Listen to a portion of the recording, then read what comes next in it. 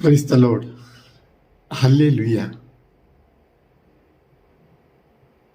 यीशु क्रिस्त जी उठे हैं, हालेलुया।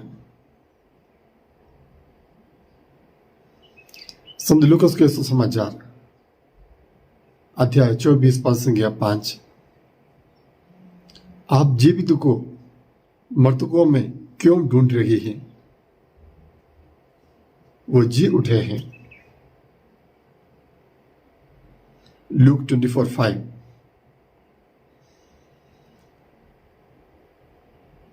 आप सभी लोगों को पुनरुत्थान पर्व की हार्दिक शुभकामनाएं।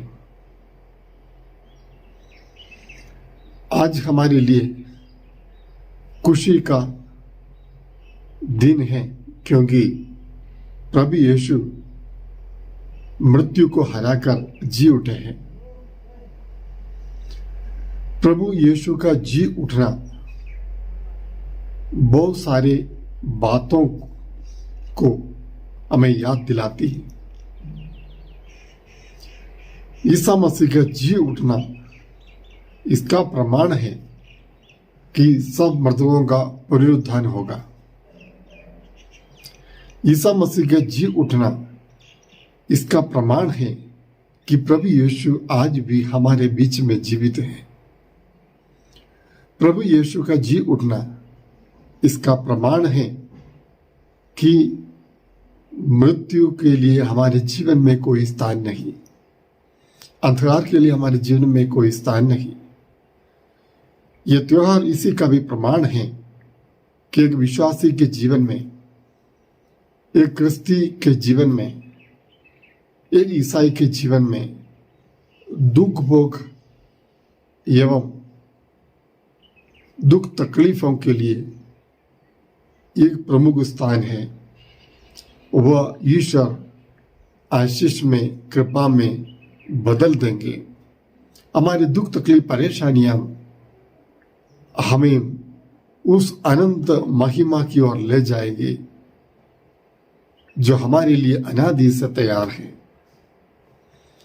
हाँ प्यारे भाई और बहनों, जैसे हम आज प्रभु के पुनरुत्थान का पर्व आज मनाते हैं, हमें विश्वास करना चाहिए कि प्रभु यीशु जी उठे हैं।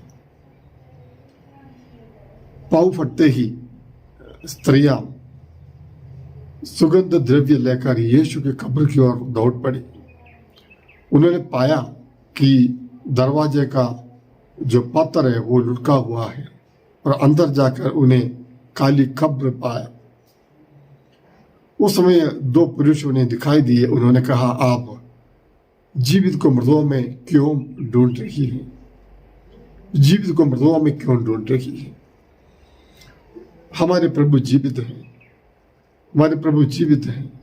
इसलिए संत पौलुस कहता है कुरिन्थियों के नाम पहला पत्र अध्याय 15 में, अगर प्रभु जी नहीं उठता तो हमारा तुम्हारा विश्वास व्यर्थ है और हमारा प्रचार भी व्यर्थ है। आशा का कुछ भी नहीं रह गई है। फिर आशा क्या बक्का क्या आशा करेंगे?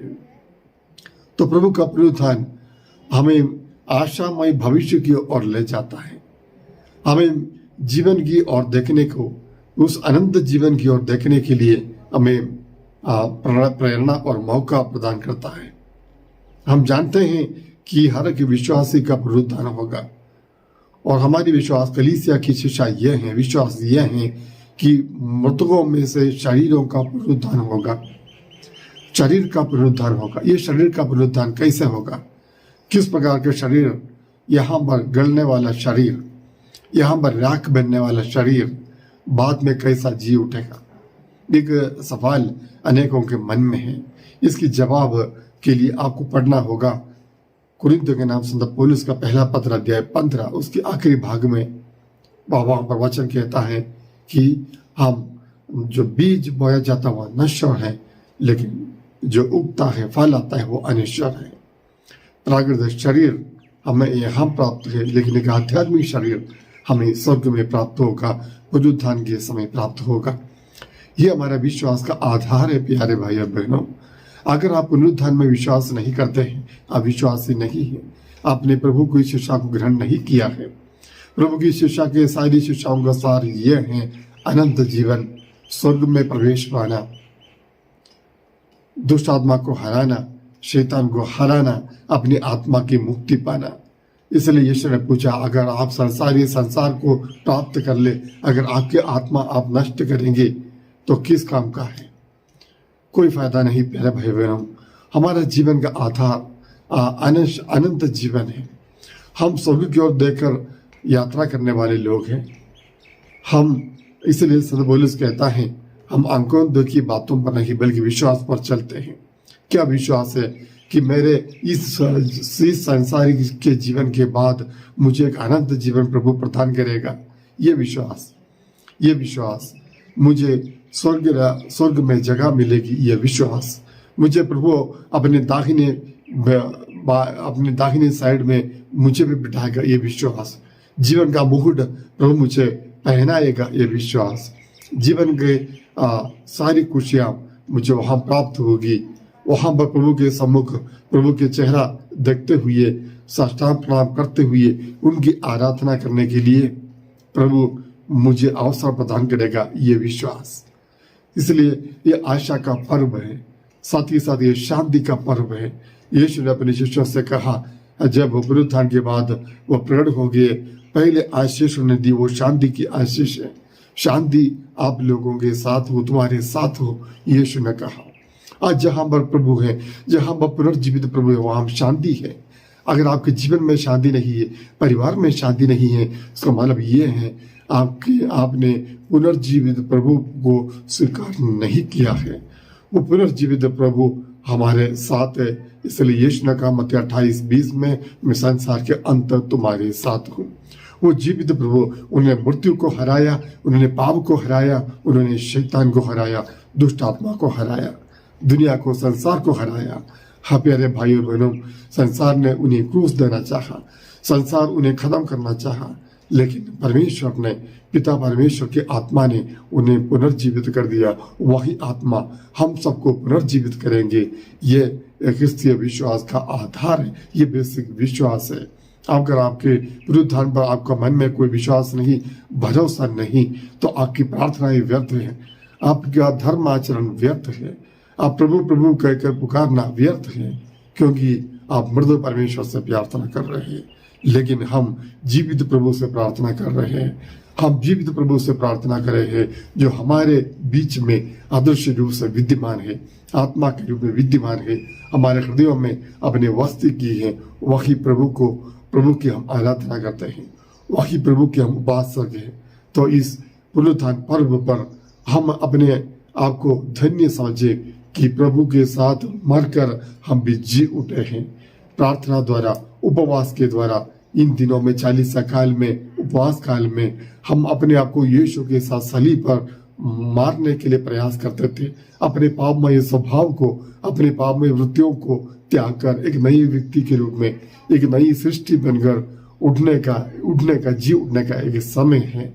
एक नए जीवन की शुरुआत आज हम करें। प्रभु इस नए जीवन को बिताने के लिए आशा रखते हुए, जीवन बिताने के लिए प्रभु हमें आशीष दे। हम प्यारे भाई बहनों, हमारे जीवन में दुख तकलीफों के लिए एक महत्वपूर्ण स्थान है। भले ही मनुष्य हमें सताए, भले ही हमें इस दुनिया में, संसार में दुख भोगने को मिले, संकटों का सामना करना मिले, हमारे शरीर को नुकसान पहुंचाए, तो भी हमें चिंता करने की आवश्यकता नहीं। हमें पुनर्जीवित करने वाला एक परमेश्वर है, हमारे जीवन को बदलने वाला परमेश्वर है, हमारे तकलीफों के लिए प्रतिफल देने वाला एक परमेश्वर है। इस बात को अच्छी तरह समझते हुए आइए हम पुनर्जीवित प्रभु की आराधना करें। स्वर्गवासियों के साथ मिलकर हम भी उसकी स्तुति करें। हालेलुया। परमेश्वर अपने पुत्र यीशु को पुनर्जीवित करते हुए आपने हमारे स्वामी और राजा के रूप में हमें दिया। हम आपको धन्यवाद देते प्रभु। रोमी 10:9 वचन हम याद करते प्रभु कि जो कोई ईसा को प्रभु कहते हैं, जो अपने मुंह से कबूल करता है कि ईसा प्रभु है, और अपने हृदय में विश्वास करते हैं कि पिता परमेश्वर ने उन्हें मृतकों में से जिलाया, उसे मुक्ति प्राप्त होगी। हाँ प्रभु, हम हृदय में विश्वास करते हैं कि आपने उन्हें मृतकों में से जिलाया, और हम ये भी विश्वास करते हैं आप हमें भी प्रभु के साथ महिमा में जिलाएंगे। हम उस दिन की राह देखते हुए विश्वास के साथ, आशा के साथ, भरोसा के साथ जीवन बिताते। प्रभु हमें आशीष दीजिए। आमीन। प्रभु की शांति आप लोगों के साथ हो। सर्वशक्तिमान ईश्वर पिता और पुत्र और पवित्र आत्मा आपको आशीर्वाद प्रदान करे। आमीन।